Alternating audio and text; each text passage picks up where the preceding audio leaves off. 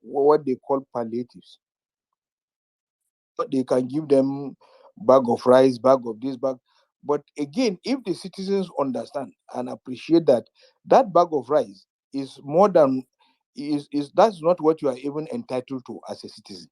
They are just giving you because they want you to give them their vote, your vote during elections.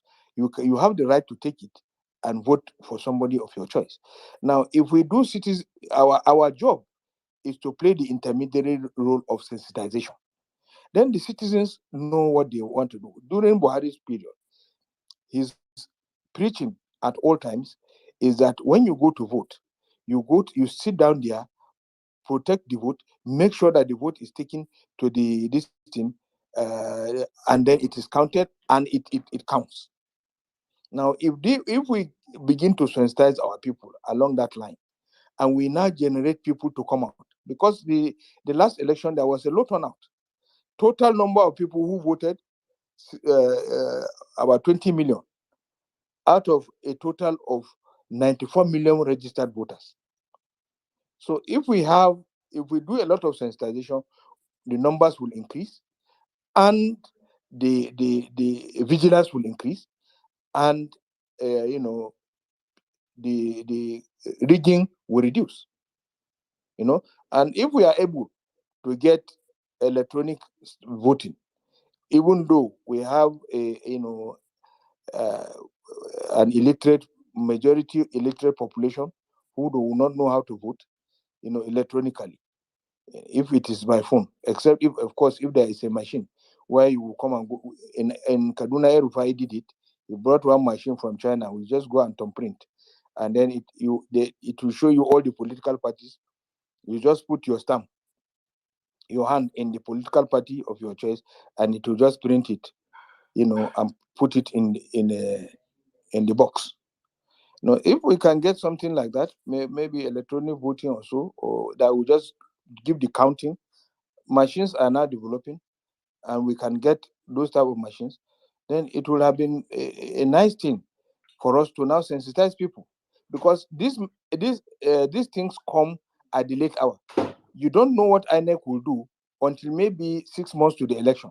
They will now begin to say, this is what we are going to do. So you don't even know what to go and tell the people and sensitize them. But if we know right from the beginning, this is what INEC intends to do, then of course we should be able to do a lot of sensitization, workshops and what have you, to be able to get people, ready for the election. And so if government intends to do anything funny, they may not be successful. Thank you. Empire, you're raising your hand. You've asked a question before. Please go ahead quickly, sir.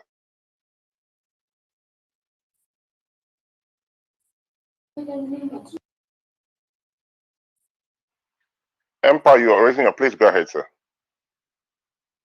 Yeah, hello. Sorry. I want to ask Umar. Then going into 2027, just in case if Atiku wants to run, do you think he will want to run as VP to Peter Obi, especially considering the fact that, let's be honest with ourselves, we know the country is divided, and the north has ruled and the east. I was thinking he will support Peter Obi in the election, regardless of the fact that Wike wanted to run. He would have simply supported Peter. So, do you think he will want to support Peter Obi? Who do you think? Am I saying should be the VP to Peter Obi? Sorry, I didn't get that. I said, who are you saying should be VP to Peter Obi? No, I mean, do you think? Sorry, Omar, hold your thoughts for a minute. Empire, I think we are finding it difficult to hear you. So, because some of the things that you said, I wasn't even able to make sense out of it. So, I think it might be from your end. But what I would do, if you find a much better, a suitable place that you can speak freely and clearly, then we'll come back to you. But that would now, as we're waiting for you to find a better place, let me quickly go to Prince. Prince, good evening, and thank you for joining us. Your question to Omar Sani. Yeah, good evening, Mindset. Good evening, Omar. First time speaker here. So I would like to know why has the PDP not suspended or expelled Nyesom Wike despite his anti-party activities?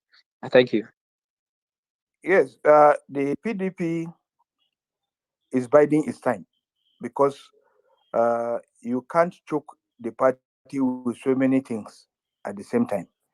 We were pursuing uh, the judgment at the Supreme Court, and we didn't want to have divided attention.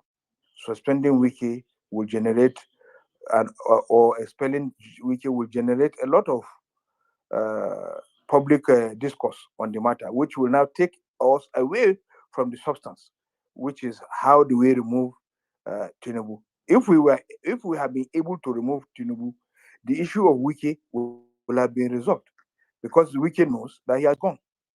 So since now that we are unable to remove him through the Supreme Court, now the party will sit down. If you've read today's this thing, our party said that they are looking at the matter and the momentum is gathering. All elders of the party are now united that he has to go. And then he has another problem on his head. He's fighting his governor. So if he's fighting his governor, and then all our elders are not with him, what is remaining? It's just a matter of time. They will give him all the necessary benefits, and then he should now go and join APC and become minister of APC, of the Federal Republic of FCT. Thank you. Okay, thank you very much, Prince. I really want to appreciate you and the way you asked that question. That's exactly what I'm looking for here. People just come straight, they ask their question, not try to contribute. So thank you very much, sir, and it's a pleasure to have you. Quickly, I stand. Good evening. Your question to Umar Sani, sir. Yeah, good evening, Mindset, and good evening, everybody. So, Mr. Omar, why are we talking about moving on? Why do we believe or feel a sense that come 2027, if there'll be a 2027, that we're going to have an election? Why are we behaving like everything is just okay? Atiku has done what he has done, and the Supreme Court has given their judgment. So let's look forward to an election. Okay, perhaps I stand. Can you please mute your Hello, mic? can you hear me? Yes, can you mute your mic? I've heard your question. Hello? Hello? I stand. Sorry, Umar, let me try and correct it. I stand here. We heard your question. So Umar is about to respond. So if you just bear with him for a little bit, he's going to respond to your question, sir. Umar, please go ahead, sir. Thank you. Okay, I stand. We are law-abiding citizens who believe in the rule of law. And the rule of law permits us to accept judgments of these two courts. The Supreme Court is the final court in the land. That is what we are expected to do, to use reasonability, to use facts, and to use law to go before the courts to be able to get justice. Now, two judgments have been given, but we find it absurd. We may not agree with it, and we may not, have sanctioned it. But again, our laws, because of the rule of law, the Supreme Court is final. That is not to stop any citizen from embarking on any way he thinks is the best way for him. Citizens' actions are different from legal actions. Now we have taken the legal options. You don't expect our leaders to now call for treason or subversion. They cannot do that, and nobody will accept that leaders will now call for subversion. But if citizens do certain actions, the leaders might give them tacit support, which is where you are heading to. Thank you. Okay, thank you very much. That will quickly take me to Timmy. Timmy, good evening, and thank you for joining us. Your question to Umar Sani, sir.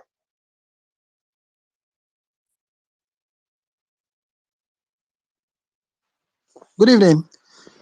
Yeah, this is my first time on the space. I want to thank everybody for the space so far. So my question is, what will be the encouragement for the citizens, for Nigeria citizens to come out in 2027, given the way the 2023 went? And that's just my question. Thank you.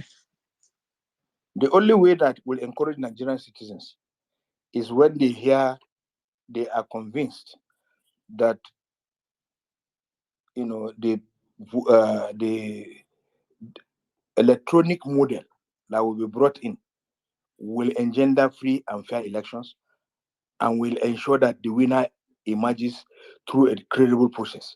Otherwise, nobody will come out.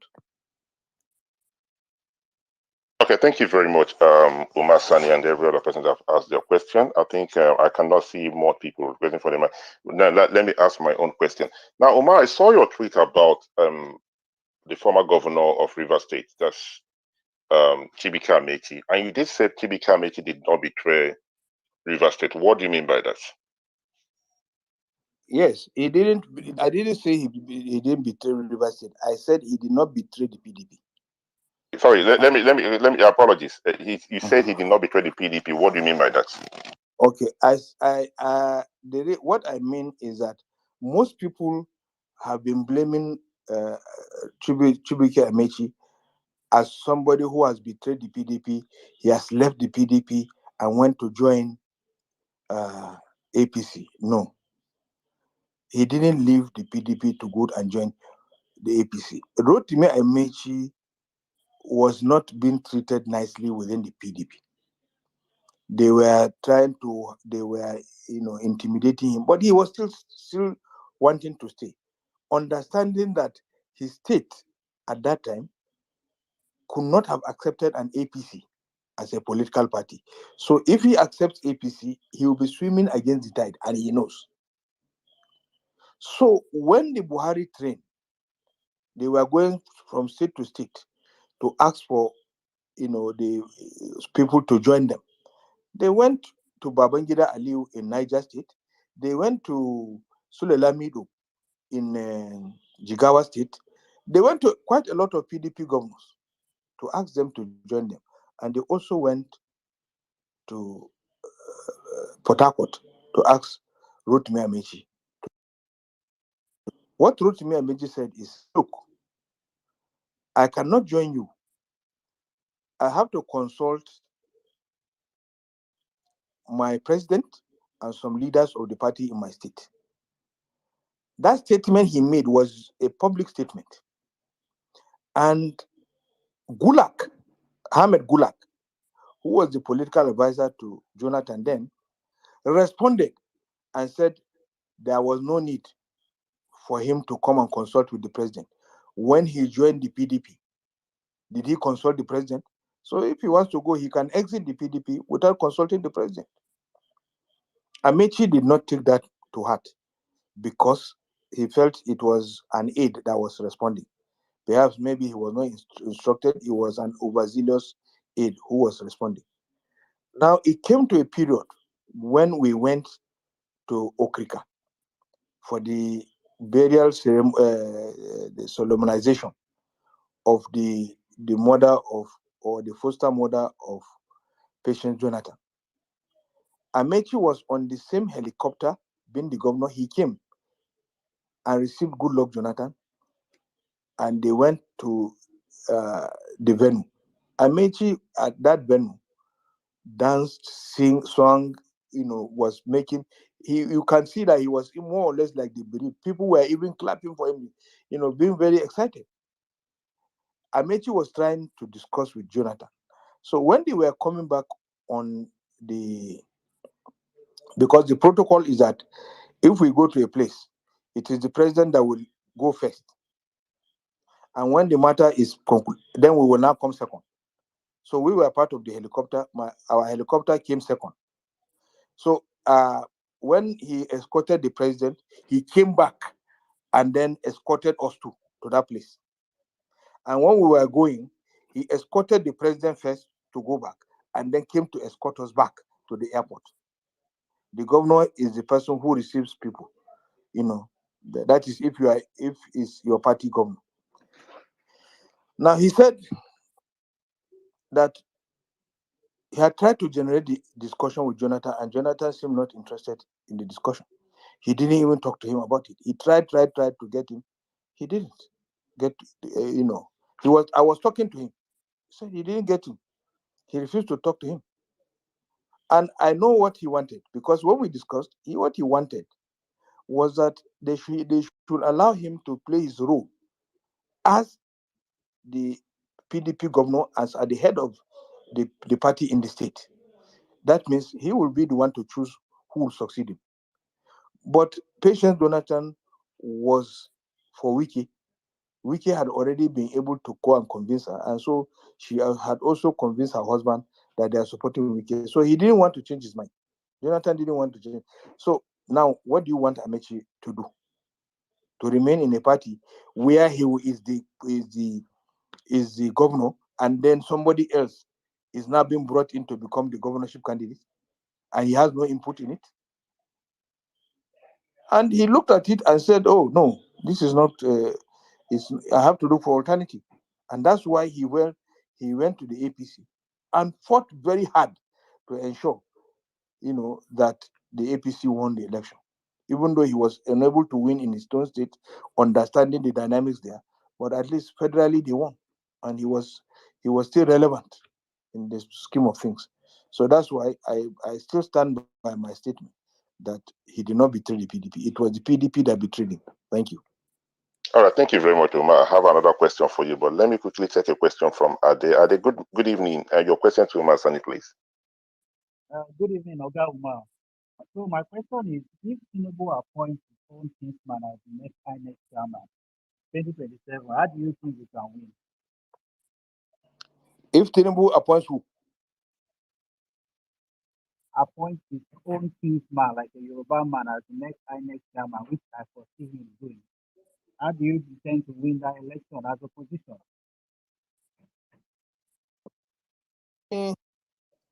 Let me tell you that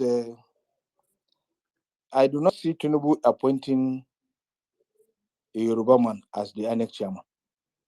Not because he doesn't want to, but he knows that there will be public outcry. And he will understand that people will now begin to conclude that there will be no free and fair election.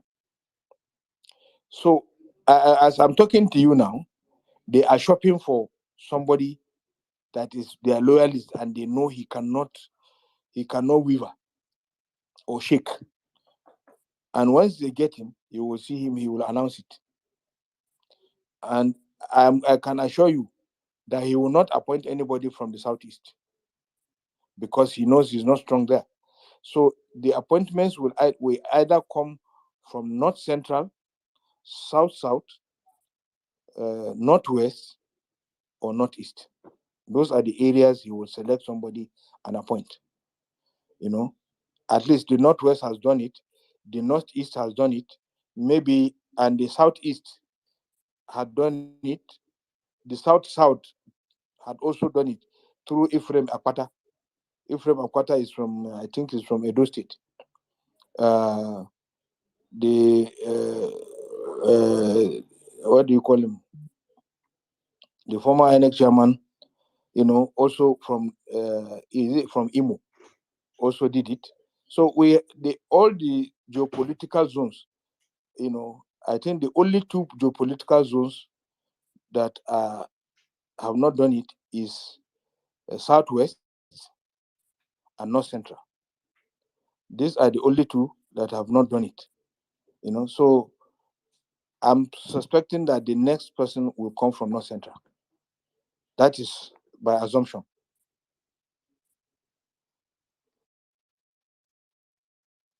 Okay, thank you very much. That will quickly take me to Official South. Official South, good evening, and thank you for joining us. Your question to Umar Sani, please.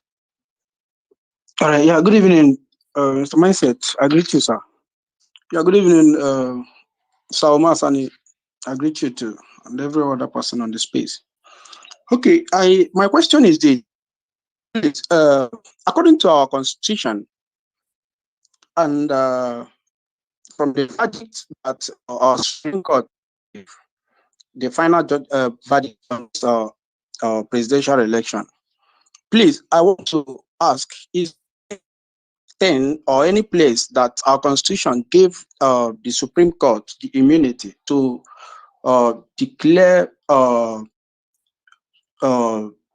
drug trafficker and a certificate forger that has been proven worldwide to be our president, and it should be fine. Thank you. You see, the problem is not that our constitution has given any such rights to the Supreme Court to do that, but because the Supreme Court is manned by human beings, they are likely to find a way around it. Now, Atiku went to Chicago State University. He went to Chicago, Illinois District Court, and obtained a deposition from the Chicago State University. Our Supreme Court, look at what they are saying. First, they will not admit new evidence because it will amount to, amending their petition, which is not what Atiku was saying. Atiku was saying we are bringing in new evidence, and they refused him. Again, the issue of the drug listing, they were using technicalities. Now, everything is. Have you ever had anywhere in the world where they will tell you that you forfeited money, but that it was your account that was guilty, not you? It was your account that was guilty of the offense, and not you. It was only in Nigeria. Yeah, you can hear that. Some very useless argument. So some of these things are not constitutional. They are just that the Supreme Court wants to favor the government in power because, as they say, he who pays the piper dictates the tune. Thank you. Official, you still raise your hand. Do you have one more question? Yes. Just from what Mr. Masani answered. Okay. Yeah, thank you very much, sir. From what you answered now, according to the entire verdict they gave, I can recall that they never explained to Nigerians why they are giving the verdict to Tinubu, knowing fully well that we have all the evidence that prove that Mr. Tinubu was a drug trafficker and a certificate forger. So I think that they lost that immunity to give that verdict as final, because that automatically affirmed Nigeria as a narcotic state, which I would never accept. Thank you. Okay. All right. So, all right. Thank you very much. I think that is not a question. It's just merely an expression. Yes, Umar, hold your thought for a minute, please. I'm trying for us to understand how I want this particular question time thing to work. I want a situation whereby somebody will ask a question and then allow the person they're asking the question to respond. Then if you have another question, then you can ask another question, because I do not want this particular space to turn to contribution space. I don't know how we're going to do it. I think we are struggling, but I believe maybe the next space will host everybody by then will know what the rules are, because for me it's very simple. Politics today with question time with Umar Sani. So if there is something you think, right, I would suggest, please send me a message, send me a DM. I can put you up there. Then people will ask you questions. That is what I'm trying for us to create, because sometimes people ask questions when we're having spaces and then there's not enough time to respond. But I feel that it's very important for whoever to come on board here. People ask questions. It's not a contribution space. It is not a contribution space. Please, I don't want to repeat myself again. Mr. IK, you're raising your hand, please. Good evening. Your question to Umar Sani. Thank you.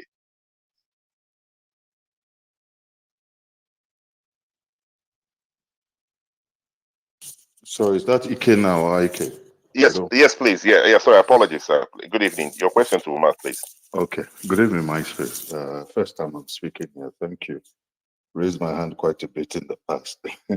Omar Sani, I'm also a great fan of yours. Quick question. With everything that we saw in this election, that Tinubu was able to pull off without actually being an incumbent, what makes you think that in 2027, with all the powers that be now at his disposal, the EFCC, DSS, everything, INEC and all, what makes you think that even if PDP and LP came together, the outcome will be different? Because now he's in charge. Thank you. You see, he is battling so many issues from different angles.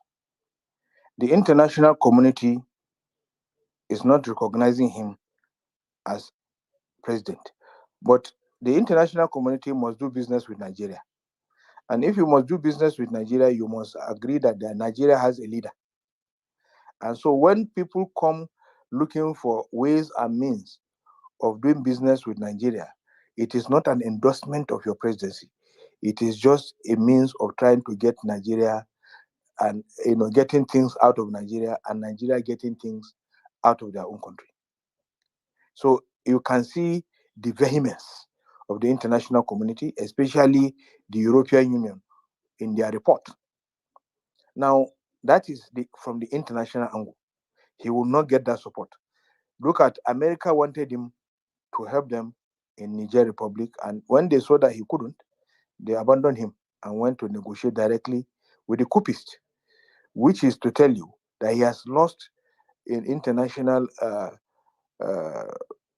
goodwill that he ought to have gotten for by the actions he would have taken. Maybe America would have been backing him and the rest. Now nobody will stand for him. So internally, it depends on the formidable nature of the opposition. If the opposition is formidable and they have cult-like following, just that they are having now, and people are not relenting, then I don't think there is no way. There is no alternative. He must go. But if the opposition is weak, and the opposition, everybody is saying, I have the strength to defeat him. Now, who has ever thought that in the Nigerian political space, that Bola Tinubu will ever be defeated in Lagos? Even though in previous elections, we have seen where they know the strongholds where PDP is strong, they will go there and destroy the ballot papers and destroy everything. But nevertheless, this time around, the determination of Nigerians was unparalleled. And they came out, and you can see that he was even defeated in Lagos. And what is the most shameful thing is for a presidential candidate who has been holding Lagos hostage for all these years to be defeated in his own domain. So if he can be defeated in his domain, he can be defeated anywhere. And I'm very confident that it can happen. Thank you. Okay, thank you very much. Let's quickly go to Mr. Ken. Ken, good evening. Your question to Masani. Good evening, everyone. First of all, let me say thank you to Mindset. I've always been on your set, and one thing I appreciate is that you're able to bring all political parties together, irrespective of their views. Thank you. Umar Sani, my question straight to you is, we've seen the Supreme Court and the Tribunal Court defend or they have defended because of election. Now, election thing is over. How is the PDP, the main opposition party, are they going to fold their arms and wait to the next election? Are they going to go back to court and make sure that they now get judgment before election to make sure that these forfeiture, certificates, forgery, and whatever will be used against Tinubu to disqualify him even before the election happens next 2027? Thank you. I want to ask you, which court are they going to? If you look at our court system, they are very unfriendly. They do not even want to listen. Now, the court listed tomorrow, the 31st of October, for them to be able to review the case as instituted by Uche Nwosu, who the court declared as the authentic candidate of the APC, but whom the court jettisoned and gave the judgment in favor of Hope Uzodinma. They fixed it. Now they discovered that the election of the Imo State gubernatorial election is coming up in November. And so if they take this matter and they discuss it, it's likely that what happened between Peter Obi and Andy Uba will still happen, may likely happen. And so the party APC came in and intervened. And so they lifted the time to listen to the matter to December 3rd, giving the time, allowing the election to take place before they can even listen to the matter. This is how our courts operate. So when Musa Dattijo Muhammad now gave a rundown of the corruption that is endemic in the judicial system, he has said it all. He said that even he has gotten information, which is not hard, gotten information that in the Court of Appeal, their system then is that they know who is going to be, whose turn it is. You can say that this is the judge that will be number 2 or number 1, but it is not the case now. They can just move anybody and somebody will still be standing behind. And look at what he said about the Supreme Court. So where do you intend to go and get judgment against the government? Previously, Obasanjo, who is very hard, allowed rule of law. During his reign, Obasanjo lost so many cases in court. He lost at the Amechi case, he lost the Ararume case, he lost so many cases. Atiku defeated him 11 times in court. Can you now beat your chest and say that it can happen this time? No.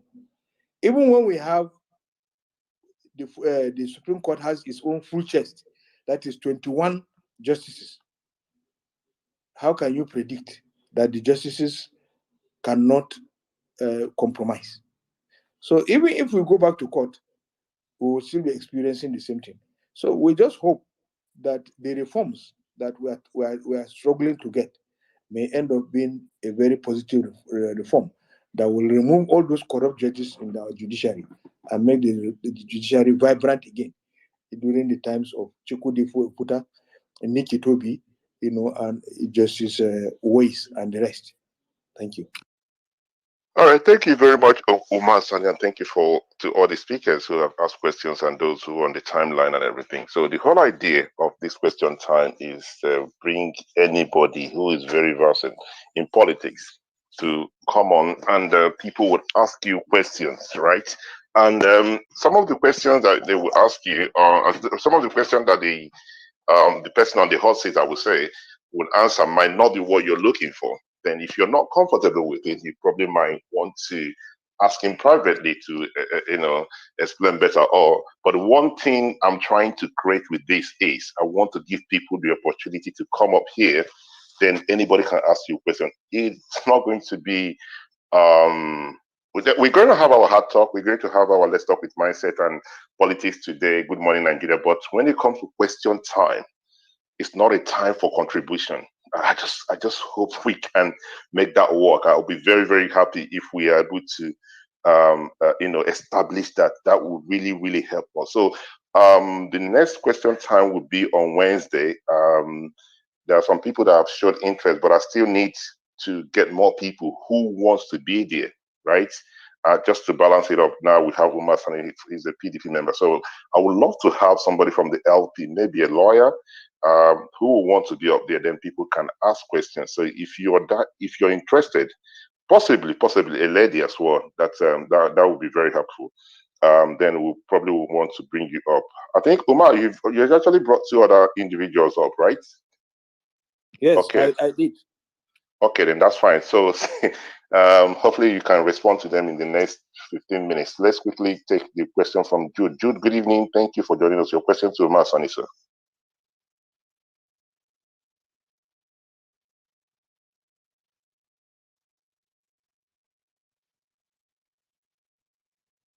Hi, Jude. Good evening. Your question, please.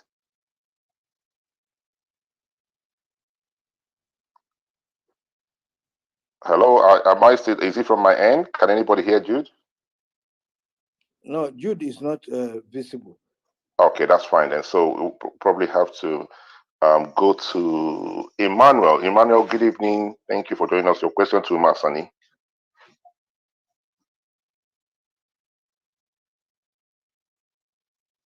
Hello. All right. It appears I we are think having. they are both offline. Okay. I can see Jude. His mic is on, but he's not. I can't have this. I can't hear him. But Emmanuel, Yeah, good evening. 569. Good Okay. evening. Who is that? Emmanuel or Yeah, Jude? Emmanuel. Oh, good evening, Emmanuel. sir. Thank you for joining us. Your question to for Masani, please. Okay, good evening, Mr. Umar Sani and other colleagues in the space. My question goes like this. I don't know whether it's possible if either the Electoral Act or a constitution will be amended and constitution and election should be held maybe 6 or 5 months before the handing over, so that all the litigation and other things will be done before the president will be sworn in. Is there any possible instances like that, so that the constitution or electoral act should be amended, election should be held, and at least 5 months before the handing over, so that all the litigation and any other thing should be done before power will be handed over to the incumbent? Thank you. Yes, it's possible. But the problem is that do we have the political will to do it? Because the powers of the president is very large. In the Nigerian context, the president has been given so much powers. That's why, a law will be enacted and be given to the president, and he will refuse to sign it, even after 30 days. Because they say after 30 days, if he refuses to sign it, he has to send it if there is any amendment. If he sends it back with the amendment and then it is amended, or it is the amendment is rejected and it is taken back to him, and he does not sign it within a period of 30 days maximum, then the House or the Senate or the House can pass it into law with 2/3 majority. But do we have the willingness? Another thing where people don't know is that there are other ways citizens can also insist. We can come together, get draftsmen, get people, sit down, look at the weaknesses of the electoral law, make our own suggestions and amendments, and take it to the Senate and ask them to deliberate on it. These are citizens' motion coming before the Senate, and they will most probably, interrogate us and bring it to the floor of the Senate and discuss it. So if we are lucky, it sails through. So these are some of the things we have the opportunity to do. Thank you. Okay, thank you very much, Umar. And thank you, Emmanuel, for your question. Unfortunately, Jude, for some reason, was not able to come up again, but it's been a very interesting question time. I think this might be my favorite one, because it's an opportunity for people to ask questions. I do not know who wants to go next time. Possibly a lady, just for us to have somebody. I'm going to try and see if I can reach you. Somebody's mic is on. All right. I'll see if we can find a lady who is willing to be on there, so people will ask your question. It's not a private question. It has to do with politics. It has to do possibly, how do we get more women involved in politics, or what can women do, or what did we learn from this election? It's not that we must be versed with political, dealings in Nigeria, but I just want a situation whereby we ask questions. It's very important, because if you don't ask the questions, you will not know the answer to it. So, Umar, do you approve Jude again? Okay. Jude, you're back again. Hopefully we're able to hear you now. Good evening. Can you hear me, sir? Yeah, good evening. Can you hear me, please? Oh, yeah, we can hear you now. Okay, Omar, good evening. I have two questions to ask you. Thank you for allowing me into this space. First of all, I'm a very active member of PDP and a leader in my ward and in my local government. The first question I need to ask you is, how do we curb this impunity in our party, where leaders is being ascribed by connection, not by the influence you can have on voters. And I'm sure that is one of the reasons why we failed this election, where you begin to accord leadership into people who have not worked for you, who doesn't have direct influence over the voters. And so how are we going to curb that challenge in the next, as we're preparing for 2027? Secondly, in the issue that is happening in Rivers State also, in another group that I just came out from, I heard them saying, first of all, the body language of our former president, President Jonathan, where does he belong now? Is he still a PDP member? Is Wike loyal to him? And what is his body language and his intention towards what is happening in Rivers State between Sim Fubara and former Governor Wike? Thank you so much. Okay, let me start with your second question. Then I will now come to the first question. The second question is that Jonathan still insists that he's a member of the PDP, even though he's not an active member. We have not been seeing him in some of our conventions. He doesn't come. The last convention we held, he was not there. So many things have shown that he is just a passive member of our party. Secondly, as it is now, his influence in terms of what happens in Rivers State is very minimal. Whether Wike is loyal to him or to his wife. Wike was not even loyal to him anyway. He was loyal to his wife. And whether Wike was loyal to his wife or not, or is still loyal to his wife or not, whatever it is, Jonathan cannot upstage the apple cart. You can't remove a governor just like that. The governor has shown clearly that he understands Wike's tactics. Wike's tactics are rooted in the judiciary. And so if the State Assembly and the judiciary were his strong points, and so the man removed the State Assembly powers from Wike and gave it to himself. And then knowing that the State Chief Judge was appointed by Wike, who the State Assembly will now direct to investigate the matter, now the governor has removed him. So who will the State Assembly, even if they pass a motion, to direct? The person that they will direct to investigate the matter is the Chief Justice of the state, and the person there now may be more friendlier to the governor than to Wike, and so the person will now return a verdict that there is nothing to investigate, and so the matter will die in action. So the man he really clearly understood the thing before he now took this step that he has taken. So I don't think there is anything that will affect him. Then your first question was on. Please, can you remind me? Yeah, my first question is on. I told you that I am a member of PDP and a leader of PDP in my local government. And okay. Why I we remember are now. I remember now. Yeah, why we okay. Okay, I remember now.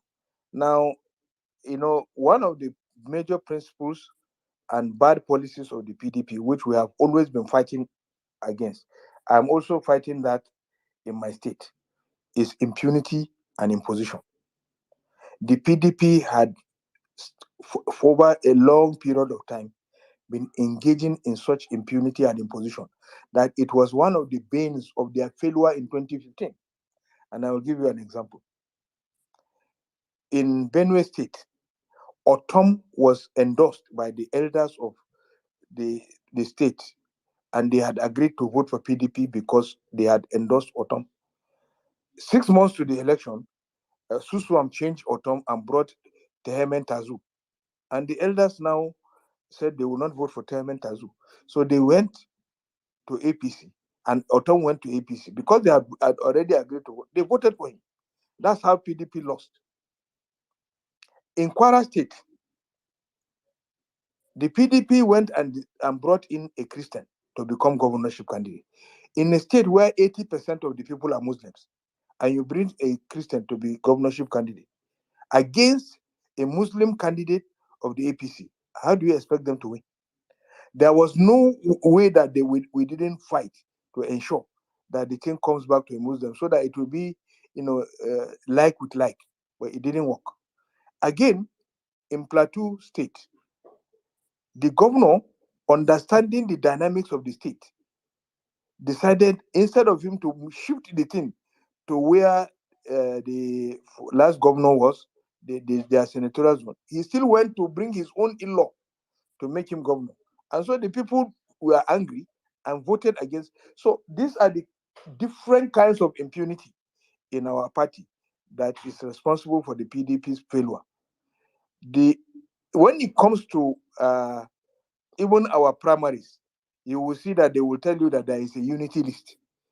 They have already made a list of the people that will be there. So whether you vote or you don't vote, doesn't.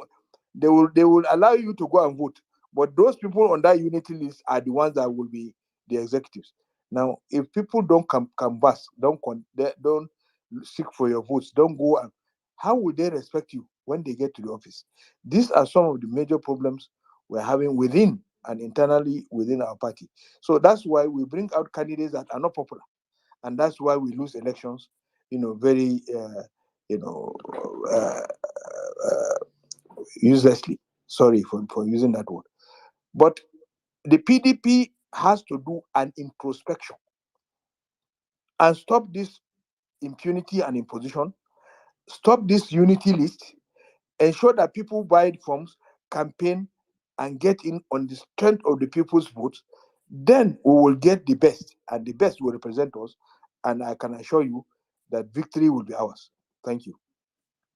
All right, thank you very much, Umar Sani, Health is Worth Ariwa, Official, Arstan 10, Ikenna, Emmanuel, Empire, Jude, and every other person that have asked questions on this platform today. It's been a very interesting conversation. I really enjoyed it, and we'll continue not tomorrow, hopefully on Wednesday, and hopefully if I can get somebody who wants to be on that seat and somebody will ask them a question about politics or anything to do with Nigeria, but it's not about football. I know you guys support some football clubs. It's not about football. It's not about your private life. It's about the politics of Nigeria, or what have we learned from the 2023 election, or what can we do as a nation, or anything and everything to do with you can call current affairs to do with Nigeria. That is what Question Time is all about. That is a new program that we just came up with. But I was quite surprised that a lot of people did not ask questions about what's going on in River State. And a few people that asked a question, because I thought people that would love to know exactly, because Umar is very, very versed when it comes to, he's not from River State, but he knows a lot about River State politics. Umar, permit me, sir, if you do not mind. Permit me, Umar, can you hear me, sir? I can hear you, Manse. Okay, thank you. Thank you so much for watching. Thank you. So it's been question and answer anyway. It's Twitter space that I was part of, and I thought that you guys would enjoy it as well, as much as I did. Okay, so that would be me for tonight.